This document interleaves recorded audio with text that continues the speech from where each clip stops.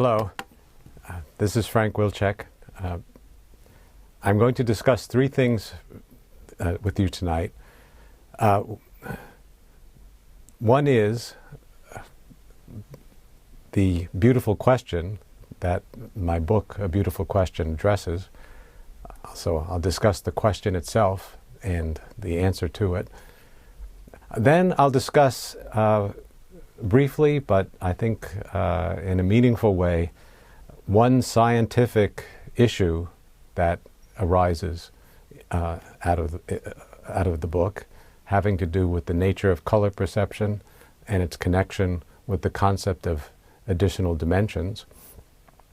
And then finally, I'll have a very brief discussion of an artistic image I love that says something very profound to me, and I hope to you, about the nature of scientific inquiry and its relation to human endeavor in general. So, the book is A Beautiful Question, and I think it's a beautiful book. My publisher did a wonderful job producing it. And starting with the cover, it's got the idea that there's hidden structure in the world that's very beautiful, that you uncover by inquiring deep, looking a little deeper. So, what is the beautiful question? This is the beautiful question. Does the world embody beautiful ideas? This seems like a strange question because when we ask what the world embodies, that's science, and when we talk about what is beautiful, that's subjective. That's not objective, and there seems to be some conflict between the two. But I do think it's possible to address this question in a very meaningful way, because beauty, although it is subjective in many ways, and people disagree about many aspects of it, and have different judgment of what is beautiful, they also agree on a lot of things. And there's a historical record you can consult to see what people have found beautiful over the years. And you can see if those themes that emerge from the deep consideration of nature, nature's deep design, whether those agree or find some correlate, some resonance with what people have found beautiful over history. So, what is beauty? That's what science addresses. I'm sorry, what is the world? That's what science addresses. And what is beauty? That's what art and philosophy address.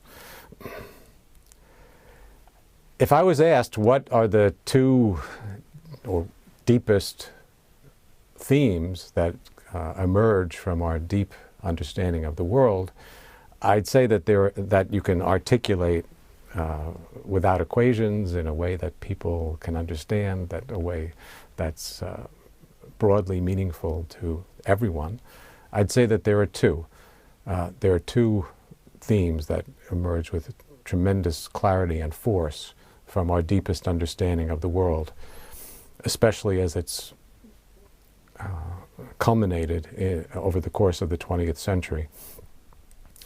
These two themes are symmetry and exuberance. Now, I've written these with asterisks because those words, although they're common words in English, have a special meaning in science. We need to make them precise and flexible in order to get the most out of them in science, we've discovered. So the definition of symmetry that turns out to be useful and profound in understanding the world may sound very strange at first hearing, may sound almost mystical, but it has a very precise meaning, which I'll explain. The definition of symmetry that turns out to be useful in mathematics and physics and understanding the world is change without change. As I said, that may sound vague and mystical, but it actually means something quite precise. You can see what it is what the meaning is by example if you think about a circle. A circle is a very symmetric object. What makes it symmetric? Well, if you take a circle and rotate it around its center through any angle, every point on the outside will move, but the circle as a whole will retain its form. So you made a transformation that could have changed the object, the circle, but in fact doesn't. There's a change that you can make without change. And if you think about it, that's what makes the circle a very special, highly symmetric object. If you took an equilateral triangle instead and rotated it around its center, a small rotation would change it into a different shape, would be differently oriented. You have to rotate it all the way through 120 degrees, a third of the way around, until it comes back to itself. So it still has some symmetry if it's an equilateral triangle, but less symmetry than a circle. A square has a little bit more symmetry. You can rotate through 1/4 of a full rotation, and so forth. And this seemingly, at first sight, mystical notion of change without change corresponds to the notion of symmetry that's intuitive and in common use, but is more precise. It's also more flexible because we can apply it not only to the shapes of objects, but to things like the form of physical laws or to equations. So, for example,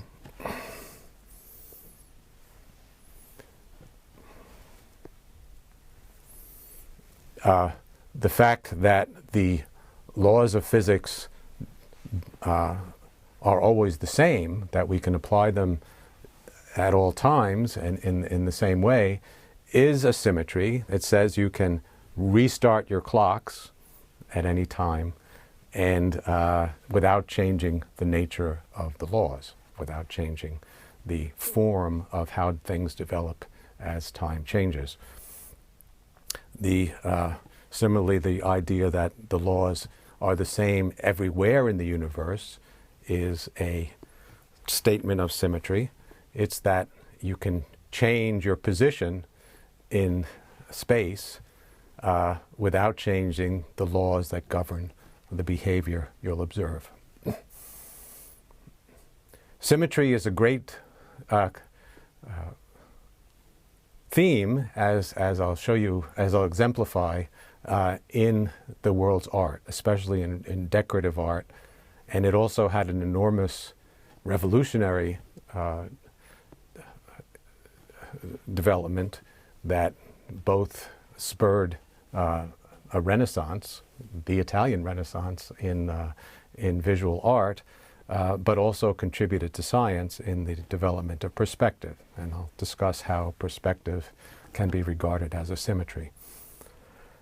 Exuberance, the other great theme that emerges, is harder to define exactly, but it's the sort of thing where you know it when you see it. It's the idea that there are basic principles that govern the way everything behaves, that you can really understand it sort of starting from simple little things and building up to complex structures, and that the nature of the laws enable that and encourage it, and encourage complexity to emerge and richness of structure to emerge from simple underlying principles. That's what I call nature's exuberance. Examples are, we can write down in a few lines the equations that govern chemistry. The equation, it's the Schrödinger equation. Yet those equations, when you unfold their consequences and apply them to a few simple ingredients, electrons and atomic nuclei, give us the whole rich world of materials and biochemistry and chemistry in general. The genetic code, famously, is based on 4 letters strung together and encodes very, very rich messages about how to make organisms and human beings in that form.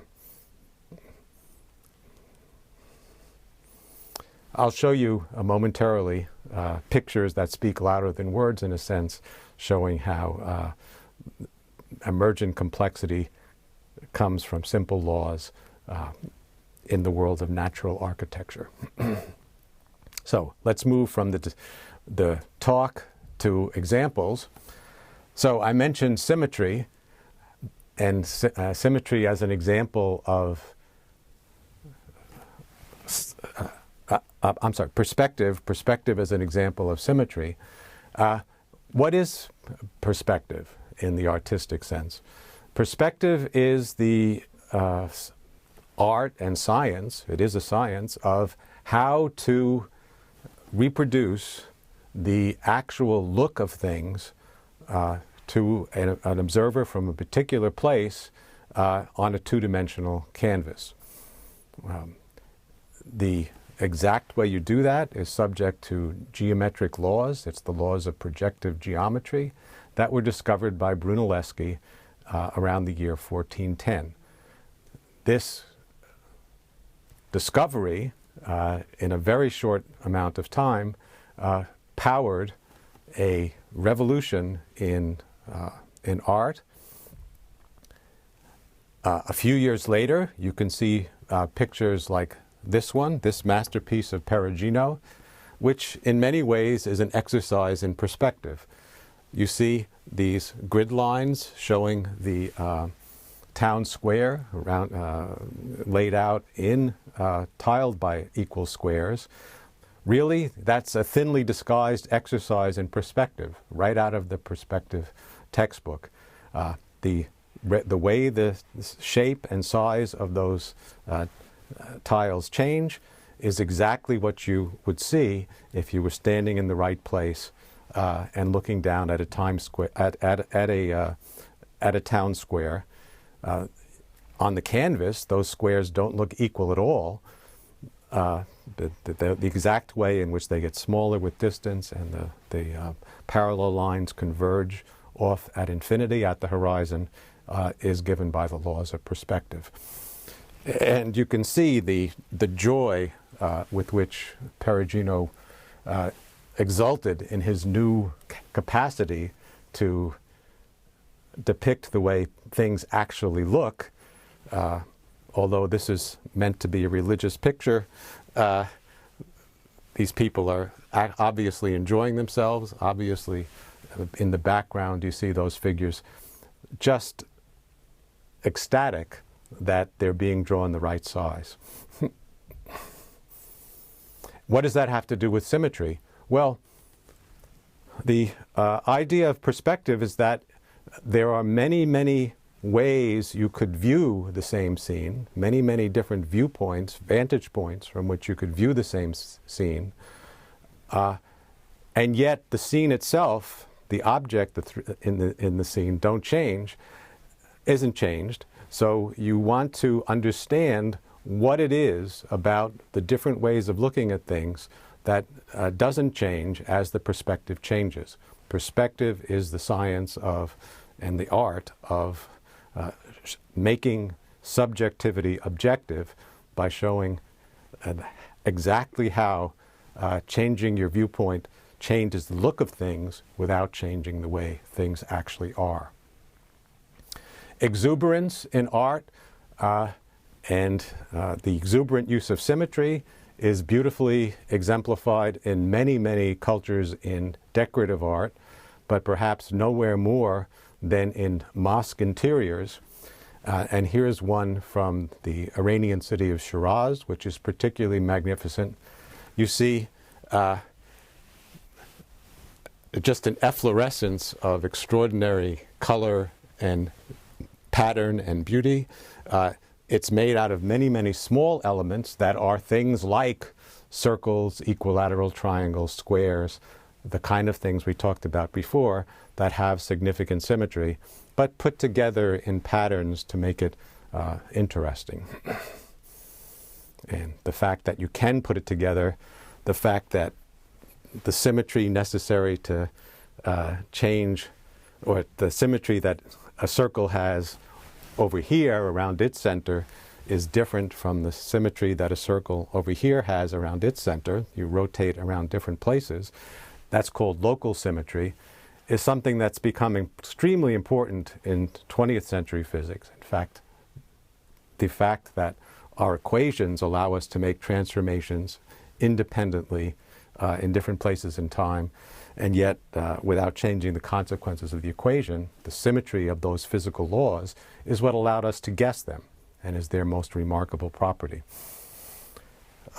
But it was anticipated as something that is beautiful, and that's something that the divinity really should be happy to have in his or her home, is wonderfully exemplified in this and many other mosque interiors and designs.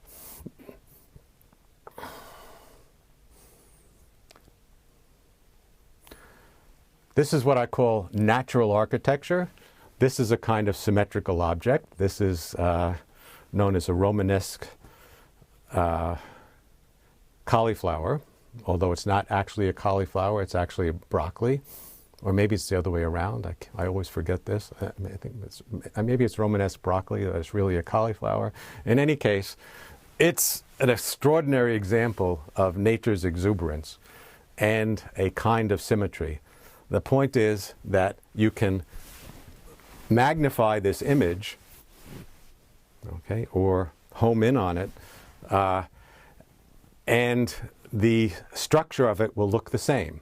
Okay, if you blow it up, the middle ones go further out, but they all have a similar structure, and if you magnify these guys as you bring them out, the figure will remain unchanged. This is what's called scale invariance, and this is a fractal.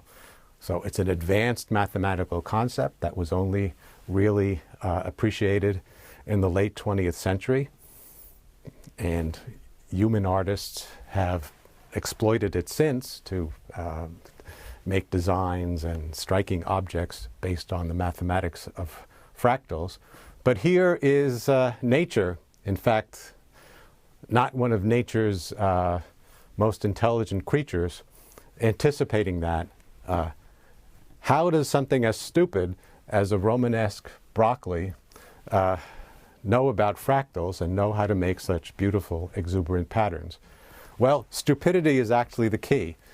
The thing is, if you only know one trick, if you only know how to make one of these buds, and you keep growing that and pushing them out, you will automatically make a pattern like this with lots of repetitions, lots of things you can do to it that map it into itself, and that's how it's done. It's the rules for constructing this kind of natural architecture. The basic rules are very, very simple, but if you keep applying them over and over again, you can build up very rich, exuberant structures.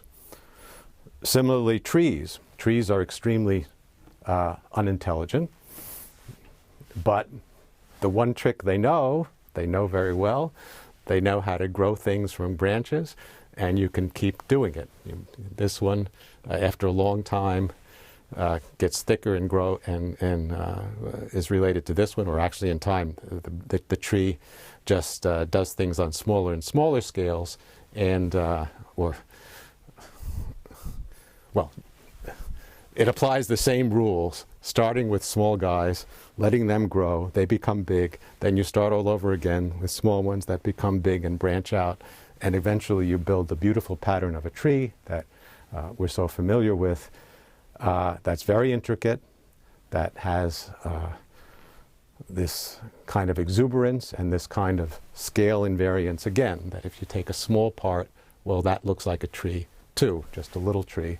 And so there's a change without change, that's scaling it up, that it exhibits. So these examples of natural architecture that I think everyone finds beautiful are an example both of nature's exuberance and of the underlying principles of symmetry. So the answer to the question, does the world embody beautiful ideas, is yes. It's ideas that people have found and do find beautiful. Not everything that people find beautiful is embodied in nature's deepest design, nor does nature's deepest design contain only beautiful things, but there is significant central parts of both. There are significant central parts of both that they have in common. So now I'd like to move on to the second part of this discussion, to talk about a particular scientific concept that I can discuss in a self-contained, brief way that's not too technical, and I hope you'll find it interesting. This is the concept of extra dimensions. People have found the concept of extra dimensions very evocative and powerful in literature, and the idea that you can escape from the world into other places is very appealing. And in science, it's also a very useful concept. In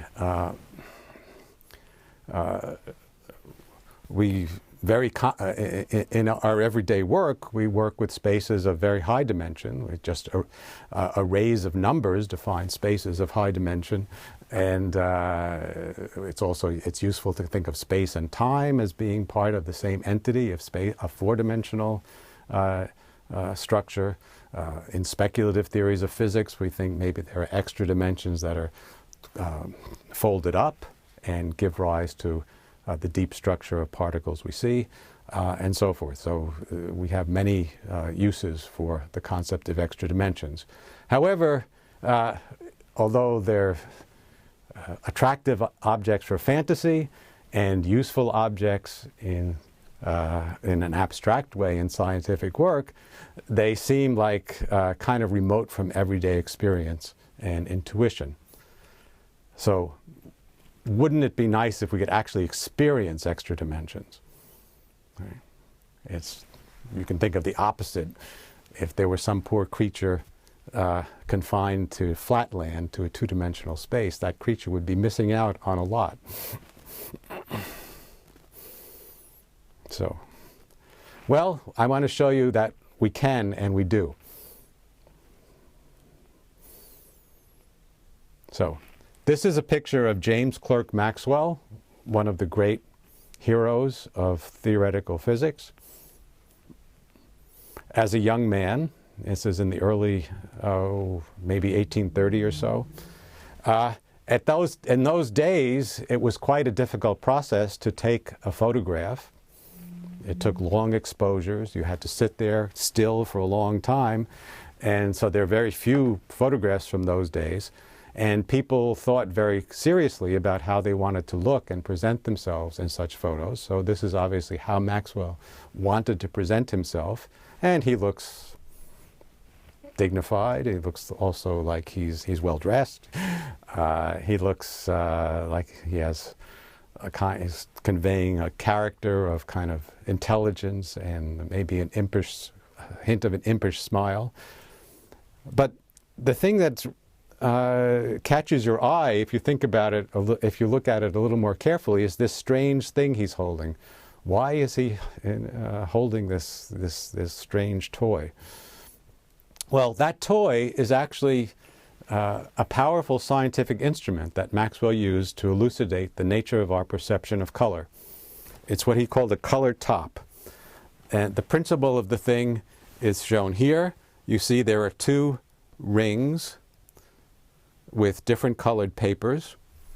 You can't see the colors in the black and white picture very clearly, of course, but that's what it is. And a typical configuration, which in fact is basically the configuration here, is you would have in one band a yellow strip of paper, and in another band green and red. And then the name of the game was to spin the top really fast and see if the apparent colors that come from mixing these guys whether they look the same. And you could quantify this. You could see how big does this yellow band have to be if it's ever going to match these two, whether they can match at all, or what kind of mixture of the different colors match. So in this way, you could map out the distinction between the colors we see and the colors that are actually there. It turns out that different colors look the same. Going back to this picture, in fact, this would show a match.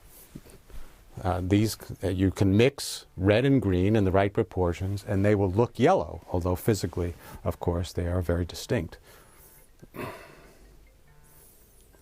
In this way, by doing very elaborate experiments over many years in which his wife assisted and he recruited others, physicists know that Maxwell did absolutely groundbreaking work on the theory of electricity and magnetism, but he spent at least as much time working on this theory of understanding the perception of color. From that emerged that you could match any color at all on the inside using a mixture of three colors on the outside. You pick three fixed colors on the outside and mix them in different proportions. You can match anything on the inside. This now is famous as the basis of color photography, color television, color printing, everything. You take three basic kinds of inks or color beams or sources on a computer display, mix them in different proportions, and you can get any perceived color. So although the color of the yellow of the rainbow is a physically distinct thing from green or red, other parts of the rainbow, when you mix the color beams, green and red, you get something that looks yellow. And the result of this can be captured in what's called a color cube, the concept of a color cube. You have a three-dimensional cube with the intensity of blue along this axis, the intensity of green along this axis, the intensity of red along this axis, and mixing them in different proportions, you get any perceived color at all. If you mix them all with maximum intensity, you get white, but you can get any perceived color somewhere in the interior of that cube. And each is represented once. Another way of saying this is that the space of perceived colors is a three-dimensional space.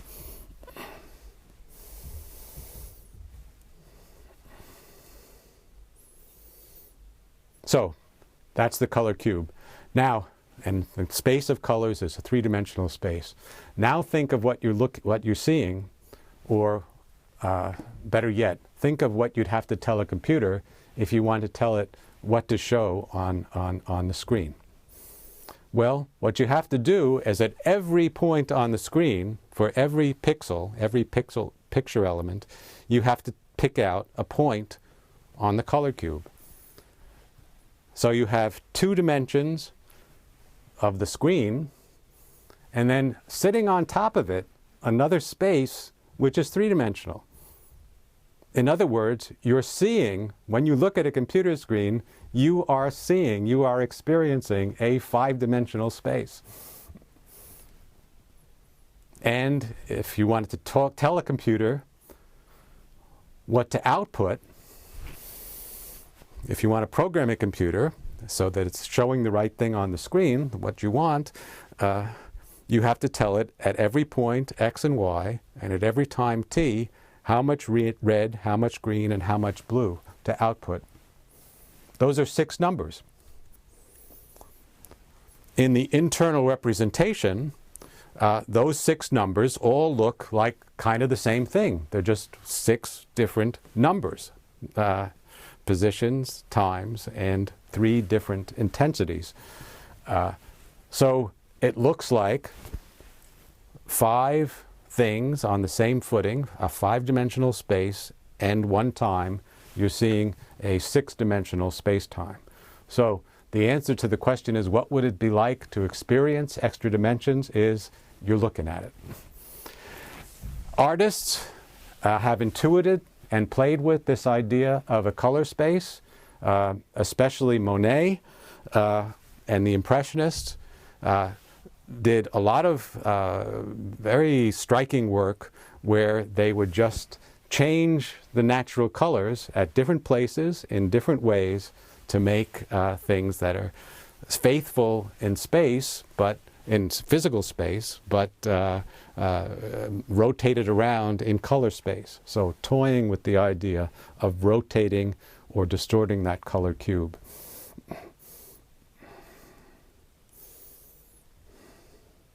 And you can see, I mean, you can understand that it's still meant to represent the same figure, the same human portrait, and the fact that you can change the colors without changing the underlying object being depicted is an example of local symmetry, a change that you can make without change.